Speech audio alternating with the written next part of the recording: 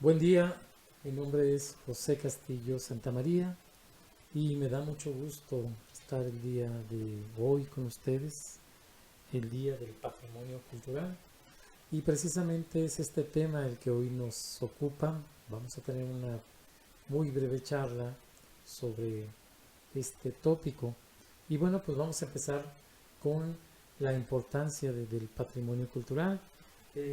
Con el crecimiento de las sociedades, pues es importante tener este sentido de pertenencia que nos da seguridad y regularmente este depende de algo relacionado con la historia.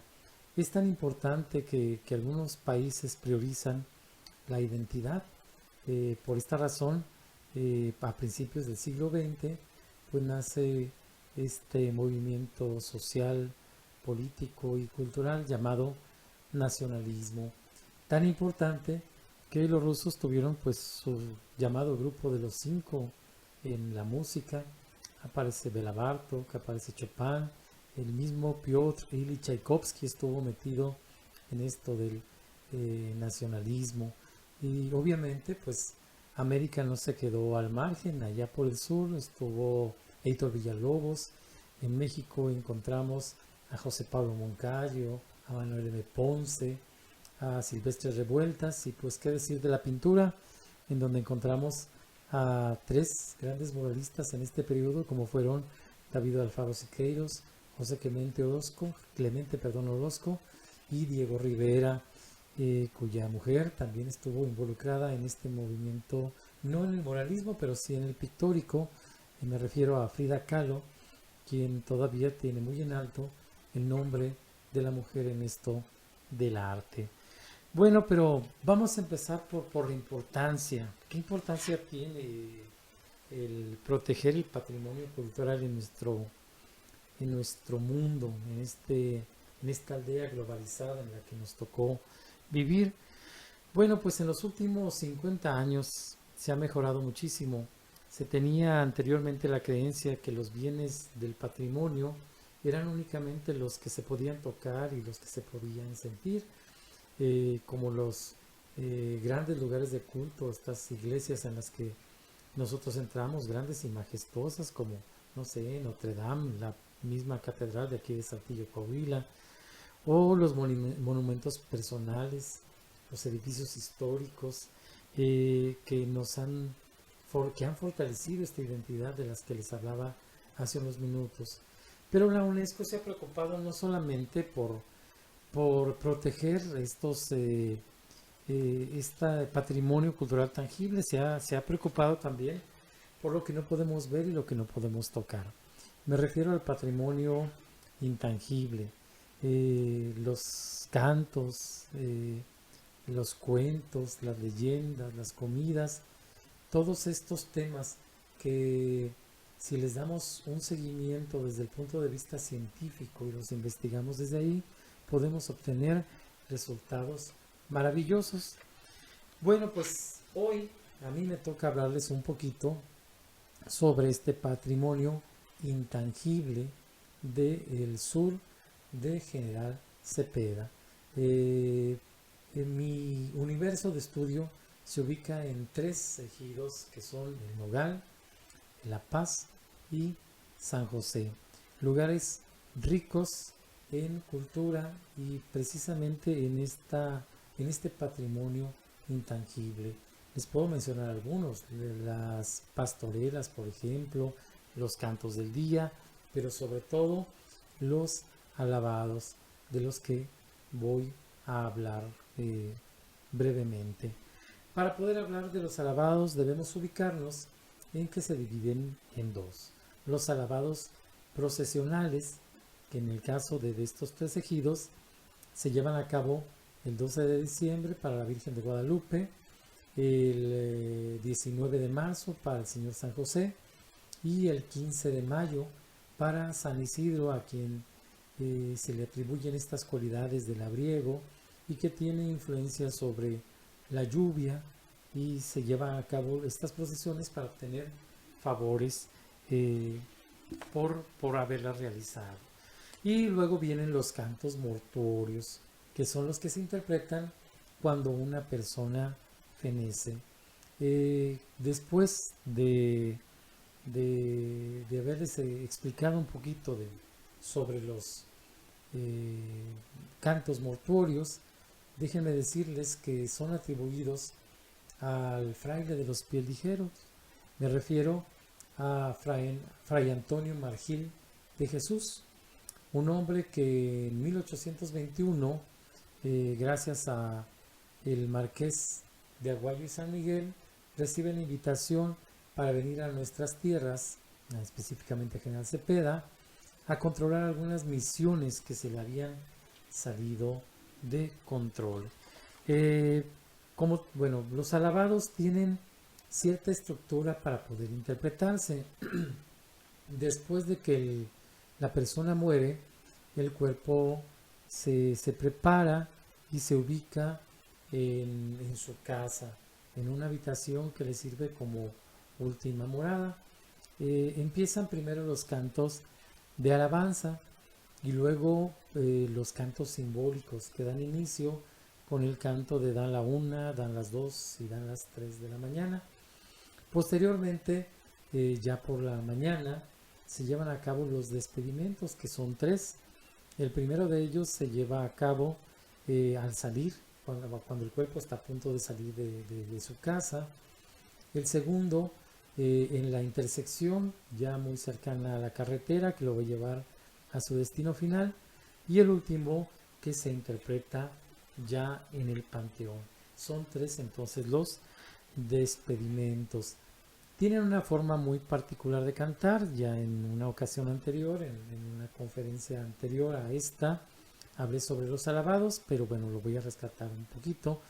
La forma de cantar eran al principio únicamente interpretados por hombres. Ya en la actualidad no, hay mujeres que lo interpretan y también con extraordinaria calidad.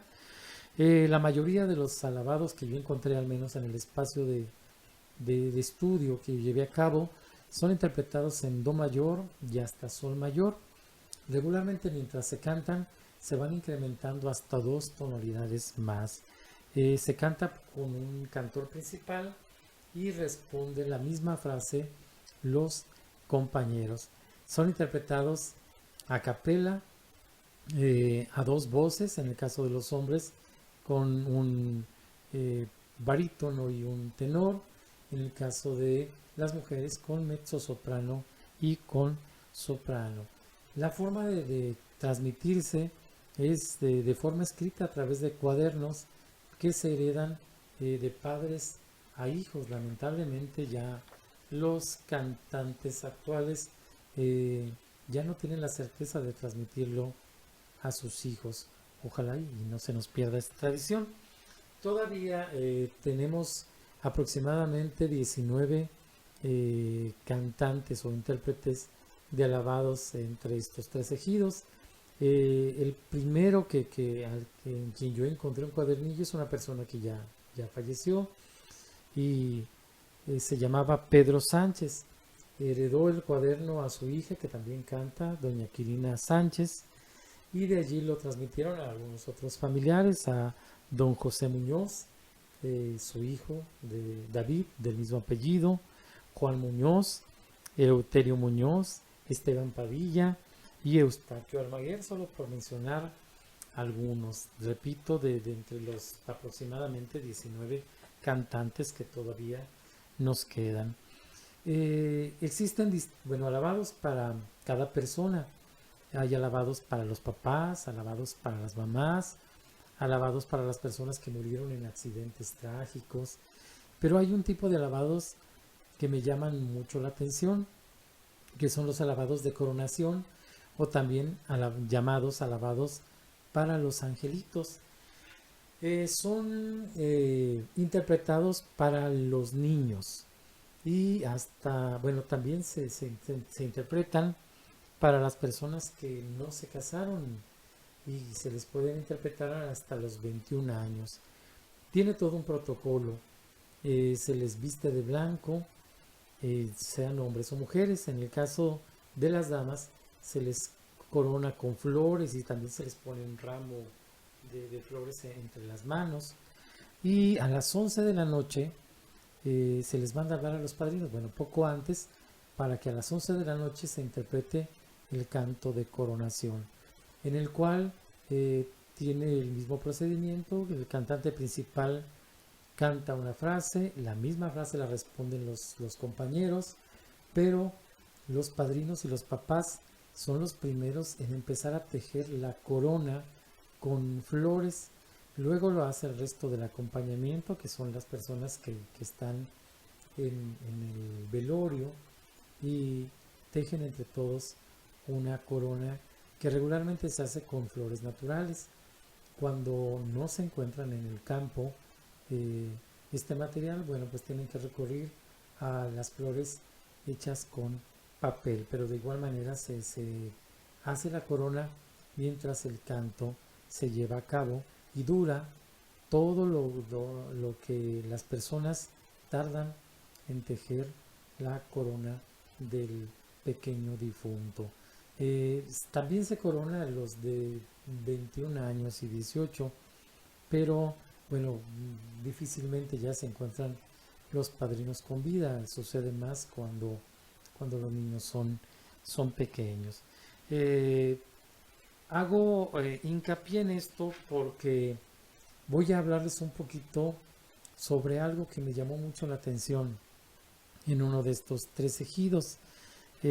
Para esto los voy a poner un poquito en contexto.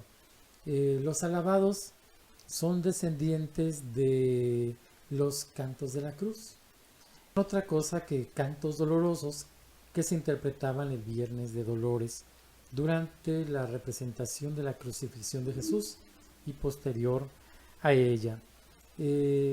Estos cantos de la cruz tienen mucha similitud con los alabados interpretados en el sur, especialmente en Michoacán. A pesar de que encontramos alabados en otras partes del sur, no tienen estas características, más bien tienen semejanzas con los alabados que encontramos en Zacatecas y en General Cepeda. Me refiero específicamente a Guatemala y a Oaxaca, en donde encontramos alabados dedicados al Señor de Tilaco y al Señor de las Esquípulas. Bueno, este antecedente nos hace encontrar ciertas semejanzas con las cosas que se realizan en el ejido. Caso específico, el poner cruz, una cruz para santificar el territorio. Esto lo trajeron los franciscanos. Hay que recordar que ellos tenían como lugar para sepultar a sus muertos el camposanto. El camposanto pues no era otra cosa que un lugar santo en el que ponían, repito, una cruz para proteger, para santificar este lugar. En el virreinato los franciscanos ponían una cruz y posteriormente edificaban allí una iglesia. Finalmente esta cruz terminaba formando parte de la estructura arquitectónica y era llamada cruz atrial, en donde protegía no solo el interior de la iglesia, sino a la gente que se encontraba al exterior y a las personas que se sepultaban en sus alrededores. Bueno, ¿por qué menciono esto? Porque me encontré algo muy interesante, repito, al que todos llaman de manera informal el campo de los angelitos no coronados. Es un lugar que se encuentra en lo alto de un cerro que tiene aproximadamente entre 50 y 60 metros de altura. Es de difícil acceso. Bueno, pues en este lugar están sepultados al menos 20 niños, óbitos, nonatos de término, niños en sus primeros meses de infancia que no lograron sobrevivir, fueron sepultados en este lugar. La mayoría a casi flor de tierra, solamente ponen, escarban muy poco, con muy poca profundidad, y luego les colocan piedras en la parte superior, como estamos observando en este momento. Esta es una de las eh, tumbas. Podemos ver que eh, la vegetación ha crecido ya muy cercanas a ella.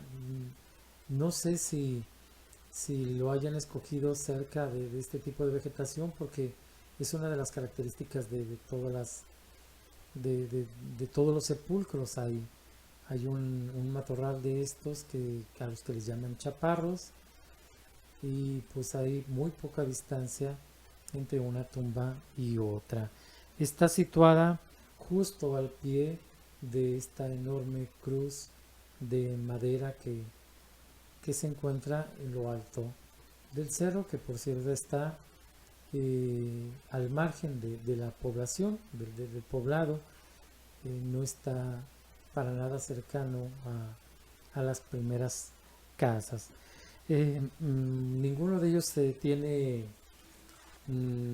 algún nombre, cómo identificarla. Solo las personas que los sepultaron pueden saber dónde quedaron estos niños.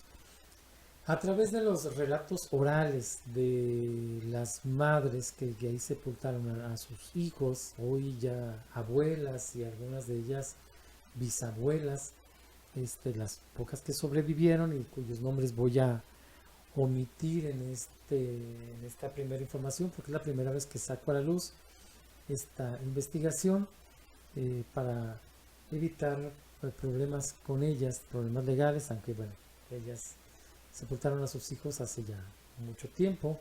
No sé si mencioné que las personas, los niños que están ahí enterrados, pues es desde 1920 hasta la década de los 2000, cuando se sepultaron a estos niños. Bueno, según los relatos de estas mujeres, me dicen que son niños que no se coronaron porque, bueno, no tenían padrinos, y no tenían padrinos porque no fueron bautizados.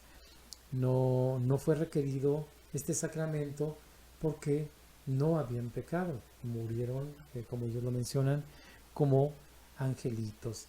Son entregados a la tierra sin mortaja alguna y completamente desnudos. Ellos creen que era una manera de justificar su inocencia. Bueno, pues a ellos no se les cantan alabados de los angelitos, no se les lleva flores el 2 de noviembre. Hay cierta indiferencia por parte de los hombres, pero según las palabras de las madres, según las palabras de las mujeres, es porque ellos justifican que el dolor más grande que se puede sentir es precisamente el que ellas sintieron por haber albergado a este ser durante algunos meses dentro de su vientre. Por eso no dejan que los hombres se involucren en este sentimiento. Sin embargo, les rinden culto en dos fechas muy importantes.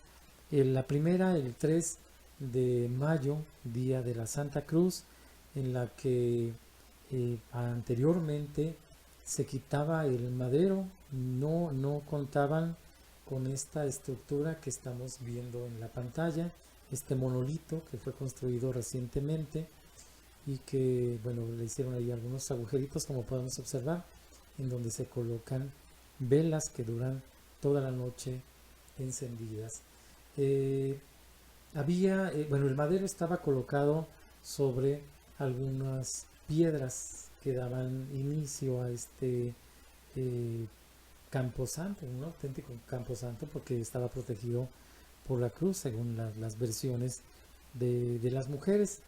Bueno, pues se quitaba el madero y bajaban con él, como lo podemos observar en la fotografía, y se cantaba, incluso se danzaba allá, se danza aún todavía. Se quitaba el madero de su lugar y, bueno, bajaban con él, y entonces los cantos que se entonaban eran dedicados a los hijos extintos. Se cantaban alabados a Dios y a la Virgen María, y las mujeres aseguran que esto lo hacían como un agradecimiento de que sus hijos pudieran haber entrado al cielo sin haber pecado. La segunda fecha es el Viernes de Dolores. Las mujeres serán las encargadas de bajar la imagen del Santo Cristo y colocarla sobre un lienzo blanco al que agregaban manzanilla. Y entonces sí se cantaban estos cantos dolorosos. Salve cruz bendita, madero sagrado, que cargo en sus hombros mi Jesús amado.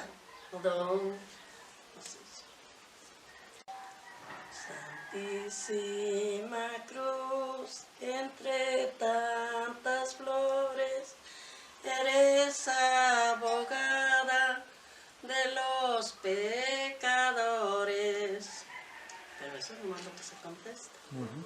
Madre mía de los dolores, cuánto dolor has sufrido de ver a tu Hijo Jesús con el madero cargado. Pero eso es lo que se contesta. Pero todos hablan del madero y hablan de la muerte. Ándale, sí.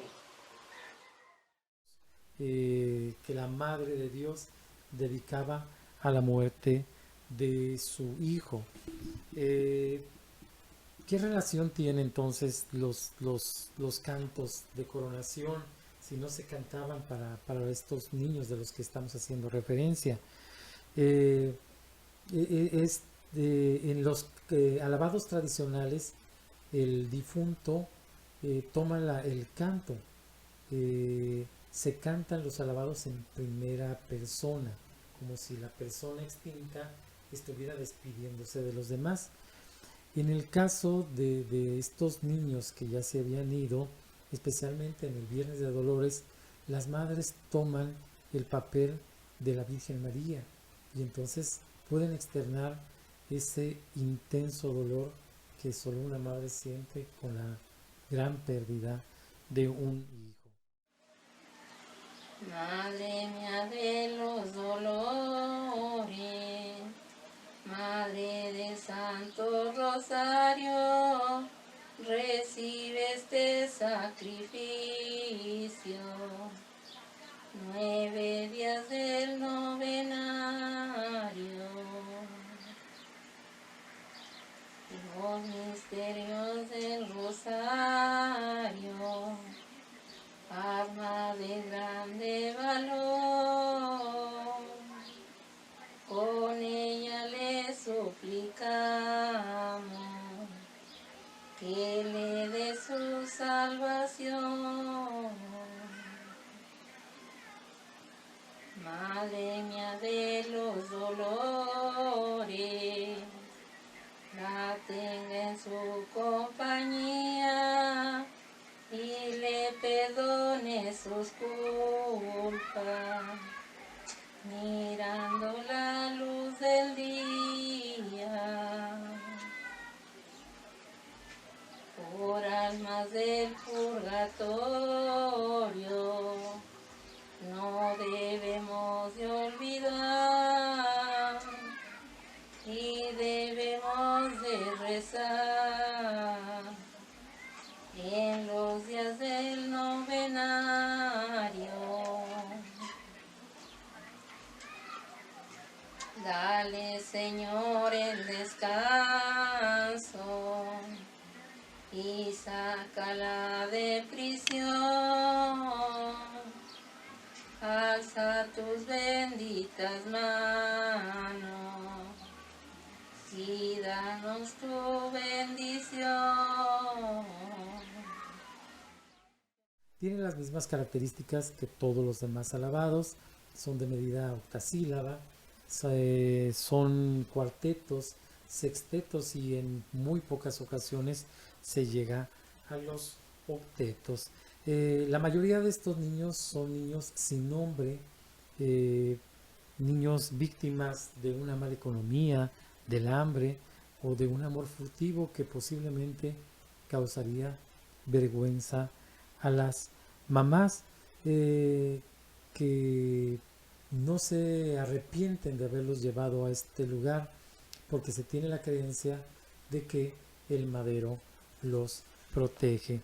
Hay todavía muchísimo más sobre este lugar y sobre los cantos dedicados hacia los niños, pero bueno, es muy poco tiempo el que tengo para hablar, así que es solo una probadita de toda la riqueza cultural que podemos encontrar en nuestro estado, que es Coahuila, y es también una muestra del patrimonio intangible del que afortunadamente gozamos.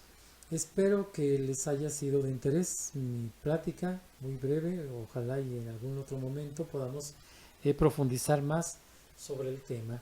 Me dio mucho gusto compartir mi trabajo con ustedes y espero no sea la última vez. Me despido, muchísimas gracias, soy José Castillo y espero volver a verlos muy pronto. Hasta la próxima.